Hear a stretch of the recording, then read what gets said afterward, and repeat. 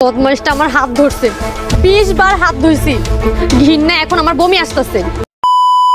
Hello বন্ধুরা, আসসালামু আলাইকুম। হামিদের বিরুদ্ধে এবার সুলতানা একটা বড়সড় আকারে ষড়যন্ত্র করেছে। তাহলে অহংকারী চাকর দয়ালু মালিক নাটকের 2 নম্বর পর্বে কি হবে এবং 2 নম্বর পর্বটা আপনারা কি করলে সবার আগে দেখতে পারবেন, বিস্তারিত জানিয়ে দেব আজকের এই ভিডিওতে। তাই আজকের ভিডিওটা কেউ স্কিপ করেন না, না টেনে সম্পূর্ণটা দেখুন। আর আপনারা যারা অহংকারী চাকর দয়ালু মালিক নাটকের 2 নম্বর পর্বটা সবার আগে দেখতে চাচ্ছেন, অবশ্যই আমাদের ইউটিউব চ্যানেলটিকে সাবস্ক্রাইব করে দেন, তাহলে 2 নম্বর পর্বটা সবার আগে দেখতে পারবেন। আর আপনাদের মাত্র একটি সাবস্ক্রাইব আমাদের পরবর্তী পর্ব আনার জন্য অনেক দ্রুত কাজ করে। তাই আপনাদের কাছে অনুরোধ রইল, আমাদের ইউটিউব চ্যানেলটিকে সাবস্ক্রাইব করা না থাকলে অবশ্যই সাবস্ক্রাইব করে দিয়ে আমাদের নতুন পরিবারের একজন সদস্য হয়ে যাবেন। অহংকারী চাকর দয়ালু মালিক নাটকের 2 নম্বর পর্বটা আমরা 6 ডিসেম্বর ইউটিউবে দেখতে পারবো এবং এর পরবর্তী পর্বতে প্রথমেই দেখতে পারবো হামিদ টাকা হারিয়ে ফেলছে, কিন্তু সুলতানা তার বাবার কাছে বলবে সেই টাকাগুলো চুরি করেছে এবং তাকে বিচার করতে বলবে সুলতানা। হামিদের বিরুদ্ধে সুলতানা তার বাবার কাছে মিথ্যা অপবাদ দেবে এবং পরবর্তীতে চেয়ারম্যান সাহেব বিচার করবে 10 দিনের ভিতরে এই টাকা হামিদকে ফেরত দিতে হবে, অর্থাৎ এই টাকা নিয়ে সুলতানা পিকনিকে যাবে। পরবর্তীতে হামিদকে এই টাকা নুপুর সাহায্য করবে দিয়ে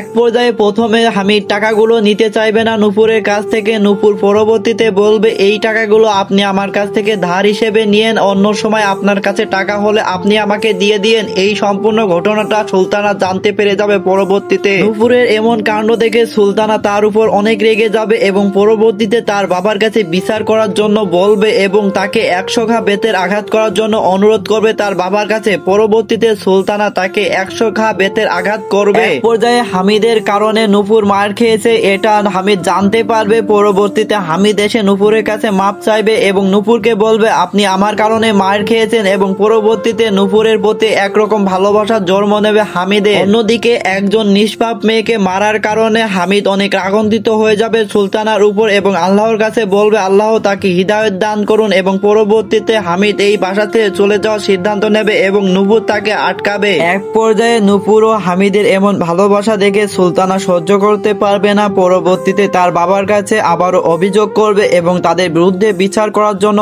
আবারও তার বাবার কাছে বলবে এবং তাদের বাবা দুজনকে ডাকবে এবং তাদের এই সব কথা শুনে বলবে তাদের অপরাধ হয়েছে এবং তাদের বিচার করবে। অন্যদিকে সুলতানার বান্ধবী সুলতানাকে অনেক বুঝিয়েছে এই সব থেকে বিরত থাকার জন্য, আল্লাহ এই সব সহ্য করবে না। এক পর্যায়ে হামিদ একজন হুজুর লোক, তার বিরুদ্ধে এমন ষড়যন্ত্র করা কখনোই উচিত হয়নি সুলতানার, এটা তার বান্ধবী বোঝাবে। অহংকারী চাকর দয়ালু মালিকের নাটকের 2 নম্বর পর্বটা অনেক ধামাকা হতে যাচ্ছে। আপনারা যারা সবার আগে দেখতে চাচ্ছেন অবশ্যই আমাদের ইউটিউব চ্যানেলটিকে সাবস্ক্রাইব করে রাখুন।